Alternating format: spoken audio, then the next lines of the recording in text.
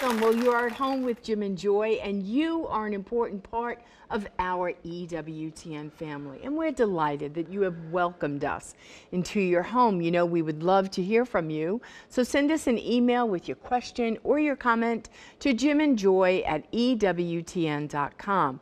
Well, today we're having a second part with our guest, Sarah Reiter, who is the instructor for Marquette Fertility Education. Her website is marquettefertilityed.com. We were having a great conversation with Sarah on Wednesday, and how she meets with engaged couples and really able to have that conversation, how challenging that is, right? Because so many people in the church, especially outside the church, have no file for NFP. Maybe they heard it, but they've had no education, they've had no presentation of it, and it needs to be told and shouted from the mountaintops. It does. And so as she shares, of course she shares about NFP and the uniqueness of the Marquette fertility model, and so we'll hear about that again, but you're right. The importance of that engagement time, the importance of when you're not married and you're in relationship with someone, to really get not only NFP, but to get the teaching of Humanae Vitae, that human relationships and that most intimate sexual encounter is reserved for those that make a big commitment. And it's not just your big commitment, it's the commitment that says, before we get to engage in this way, it's for better or worse, for richer or poorer, in sickness and health, to love and to cherish, till we're parted by death. It's about faithfulness and about fruitfulness, that this encounter is not just about our pleasure, and it is indeed pleasurable, especially within the sanctity of marriage. It's about babies. That this encounter leads to children, to babies. Not that you have to have a conception every encounter, but that happens frequently, and look what's happened in our society, in our culture, just regarding abortion alone, with 60 million abortions, because we've not thought this through properly, did it, before God, or within the institution of marriage. Some people, make these commitments even without before God. But that's just key. That love and responsibility and commitment and honoring of fertility, honoring what could be the outcome of this, which is a human being. And that this is, if you're not open to life as well as, your own, love for one another, and that all comes about in marriage. This is about marriage, right, and about that commitment, and about a covenant that's made.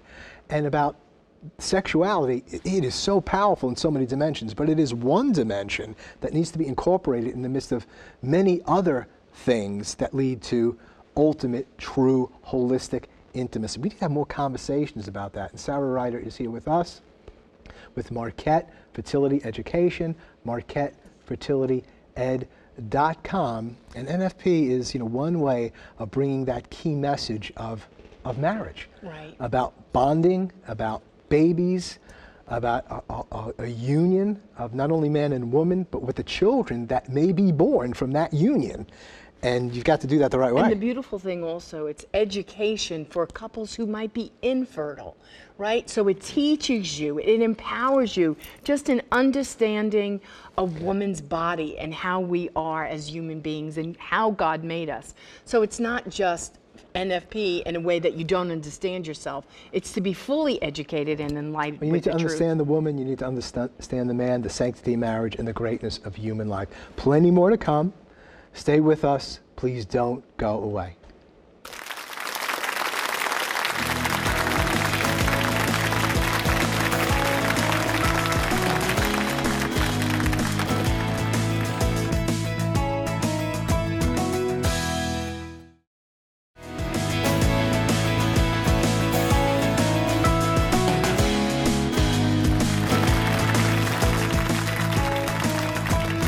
Welcome back. Well, you're at home with Jim and Joy, and our guest today is Sarah Reiter. She is an instructor for the Marquette Fertility Education.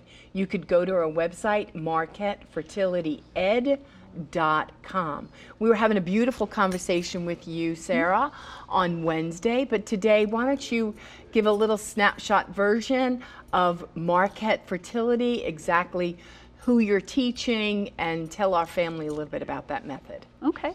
So Marquette Method of Natural Family Planning is a type of NFP which, like all the methods, it teaches the dignity and the beauty of your own fertility. Okay, so, but then what it does also is we add, what's unique about us is we add the Clear Blue Fertility Monitor. So it gives an option for couples to have different biological markers. They watch cervical mucus, they can watch temperature, they can also use the Clear Blue Fertility Monitor, which measures urinary hormones of estrogen and luteinizing hormone. So you see the rise of the estrogen, which it says your fertility's starting, and then you have the L8 surge, which is released right before ovulation. So you have an objective marker that kind of gives you that heads up and the confidence that it should, you know, be matching up with that increase of mucus and that peak of mucus. So it's a great double check. And so that's what we do with Marquette. It's highly researched, evidence-based, and doctors and nurses and other healthcare professionals teach that. And so then you've got all those good indicators to help to assist that woman and that man, husband and wife, to say, hey, you know, where we are as we discern this, or maybe speaking with a priest, you know, we are desirous to be pregnant at this time. Here's the best time it seems that we might be able to conceive a child, or this is not the best time for us for serious reasons. We want to postpone at this time. And so it's not just simply, you know, finding out the best time, but it's like we have to cooperate together in this now. Right. Right? We will abstain where we need to abstain, or we will engage where we need to engage. And it's just holistic, comprehensive understanding of the body, but also about our relationship together and what this means for us and the other human person that may come at this time, you know, in this relationship. Right. That's a whole other worldview to the basic culture. Right. It is, you know, and when I teach, you know, engaged couples, so when they come in, some of them know about it, but many of them don't. So when they come in, they hear all this information and they really, I think, absorb it and really enjoy what they learn, especially just the biology of how you work and then the dignity that goes along with it. But they also, you know, they've been contracepting or whatever for a while, and so when then you speak that, and one of the things I do, I challenge them all, is like I say, you know, one of the best ways to prepare for NFP and prepare for marriage, for that matter, is if there is, you know, if sexual activity, pluck it out.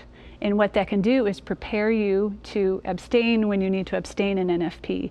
And people think, at first it sounds like, oh, well, I really don't want to abstain for a period of time during my fertile time, because a lot of times that's when people are interested.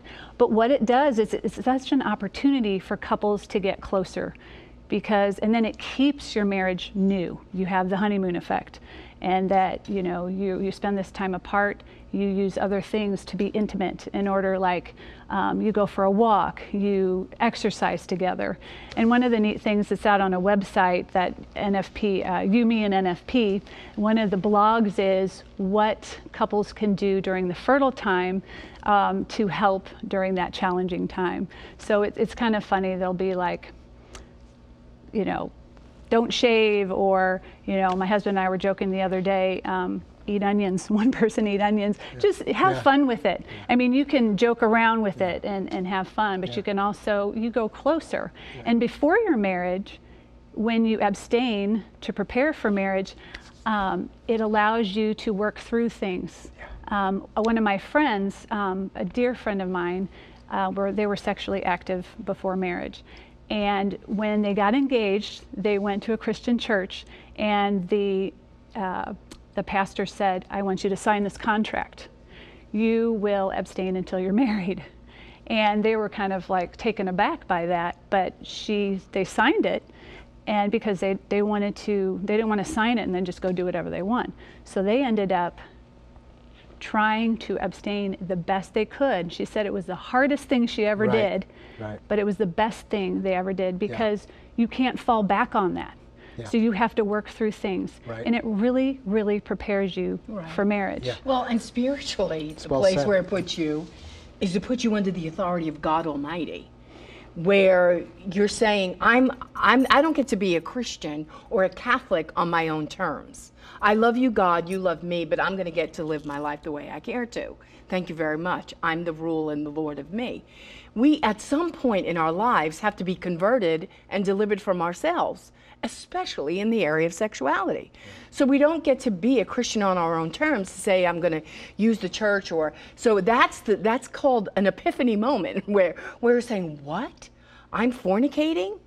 What is a fornicator? Is a fornicator someone who's having sex outside the bonds of marriage? Joy, that's so politically incorrect. And I'm not going to inherit eternal life, because that's what the Word of God says. Either I believe this or I don't. And so this is where we step up to the plate and to say, Jesus, I love you with all my heart, soul, mind, and strength. Yes, I may be madly in love with him, but you are Lord of us. And that has to happen. Yeah. That has to happen in engage. And we have that wonderful couple on, the Verettes, Witness to Love, and they have a beautiful ministry to engaged couples. Witnesstolove.com, I think. And where they really have to get to really mentor and speak the Word of God. If not now, then when? It's witnesstolove.org. But you have to give us reasons, right? You have to, there's right, there's wrong, that's good enough, so we should just follow that, but it's like, people really don't, a lot of people are ignorant, some are in flat out rebellion, but many aren't, so it's like, well, tell me why that's good, tell me why what I'm doing now isn't as good as that, you know, and the beauty, as you said, the working together, and there's lots of reasons in terms of divine revelation and teaching of the church, but even from the human standpoint, you know, not contracepting, waiting until marriage, why respect for the, you know, balance within a woman. And I really appreciate when these couples come in for the class, because tell me, who are these couples? The engaged where are couples, they coming in from? Engaged couples, like in my parish. So I'm in a little corner of the world of Marquette Method of Natural Family Planning, and there is so much out there. You know, I'm a little corner. I get to put a bug in people's ear. You know, they teach NFP all over the place. You know, there's in hospitals for health reasons. People have fertility issues. People are breastfeeding, perimenopausal women. Everybody in childbearing years can use NFP and use it effectively if it's taught and used correctly. And so when I deal with couples, they come in and there's less marriages going on. So I thank them for being there. I say, you know, it's so great you're being here, and I'm going to talk to you about a lot of stuff. Anatomy and physiology, a little bit of theology, because one of the reasons why you're here is to get married in the church. So talk about the biology, and I've even taught in the past agnostics and things like that, because it's green. It's just a great method to use, and it's healthy for women. But these engaged couples that come in, you know, they have different personalities, they have different backgrounds, they have different temperaments, different faith journeys. So I'm speaking to these people, I don't know any of them, and here I am going to relay this message that they don't hear anywhere else. So here I'm saying, well, by the way, you know, I'm telling them all of these teachings on sex and marriage that is not common. So I want to speak to them where they're at, and I want to inspire them to look further. So I say, I don't know you, and you don't know me. I'm going to teach you a lot tonight, but the only thing I really know about you for sure is you're infinitely valuable. And what I say here is because I want you to have marriages that will last for the rest of your lives. And that's why I do what I do. And so that is very rewarding. I mean, we're in the midst of the culture of death, the throwaway culture. We work at a crisis pregnancy center. And there may have been a time I find where people, maybe in the 60s, would really be in your face against this. But I want to tell you, from the 60s, 70s, 80s, 90s, into this time, there's so much pain, so much it's not working the way we're doing, so much, you know, if you somebody tell me the truth. If you really went through their stories and find out how many encounters, how many sexually transmitted diseases, how many abortions, pregnancy loss, and so on, or just, no, I didn't get any of that, but I just feel terrible that I've had so many encounters, you know. I think people are ready to hear the way you just stated it. I'm going to share with you something that will really guarantee you much more regarding a happy, blessed, pleasurable, beautiful. Who's saying that in these other ways? It's not there. Right. It's usury. Or who's telling them that the yes is so much greater than the no? Who's telling them that? So are you finding them, are you finding them not putting it down or coming back, but saying, we'll listen, or is there some light? I hand out evaluations, and at the end, and there's very good responses. They learned a lot. A lot. I don't know where they're going to go from there. One of the things that I do is I give them a little bookmark, because I can't convince them in that hour that I'm there. I can put a little seed, plant a little seed, and I give them a bookmark that has things like conversation starters, date ideas. So you can, one of the things is go to Theology on Tap. Go out, have a beer, learn about your faith. So it's just peeling back layers, because all of that being dumped on them in an hour, it's kind of overwhelming, I think, for some people. And so I just say, just something to talk about. Say that lady up there was kind of different. And say, talk about it, complain about it, and just peel back those layers. And so there's other ideas like movies. I don't know if you've heard of the movie Old Fashioned. It came out when 50 Shades of Grey came out. And it's just a beautiful movie that they can talk about. What about their relationship? What did they do in that? So that's a good date night. Going to Pauline Books, which is a bookstore in St. Louis, where they have religious books and information, but also like a little coffee area, and these wonderful nuns that you can talk to, and just look at some books if you have questions like, I think that teaching is goofy. Why do they teach that? And just peel back the layers. And the more you peel back your faith, the more some of this stuff that I'm telling you will make sense. And it really just screams out the need for community, the need to get other things in the mind and the heart. It reminds me of that saying, I think, in Alcoholics Anonymous, you're going to have to change your toys and your playmates if you want to stay straight.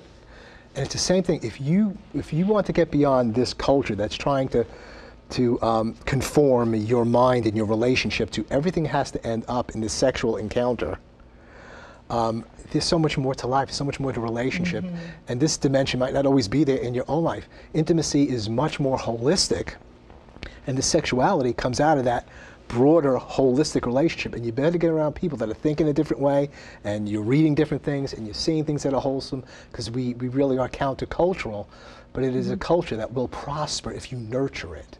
Well, and I want to let people know, if they're interested in NFP or the Marquette method, there's ways to websites, and I have my own website, but also there's up at Marquette University, where it was developed back in the 1990s, and they have a website called nfp.marquette.edu. Say it again. nfp.marquette.edu. Okay, so they can provide you a lot of information on the Marquette method.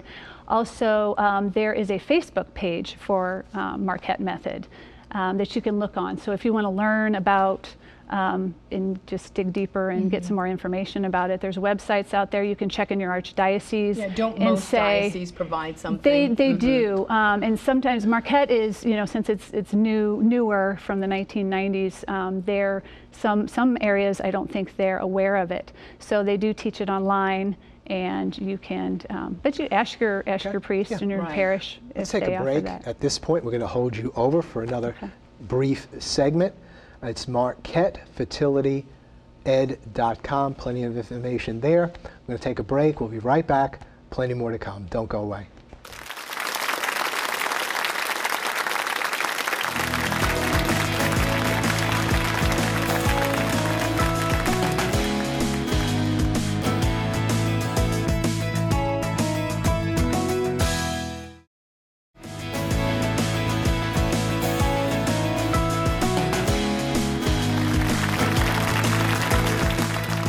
Welcome back. Well, we're visiting today with Sarah Reiter, but first we're going to go straight to Rome to hear from Joan Lewis. Now, Joan, what does the Catholic Church teach about NFP? Well, greetings, Jim and Joy, and hello to your guest. Today, of course, is another very interesting topic you focus on, helping engaged couples be open to celebrating life, to procreating life in their marriage through NFP. Natural family planning methods. Now this, of course, may be one of the best gifts that the new couple receives. And I think you all know that the Church, of course, has always taught that contraception is immoral because it celebrates the act of procreation from the sexual act. However, natural family planning is approved by the church because it does open the couple, leaves them open to celebrating life. Now, years of studies have shown that couples find that there are many, many benefits beyond those of health and the physical benefits associated with natural family planning. It's safe, it's healthy, it's very effective as a contraception option. And one of the most interesting things is that many of the couples, in fact most of the couples, find that NFP methods actually help their relationship grow and become positive.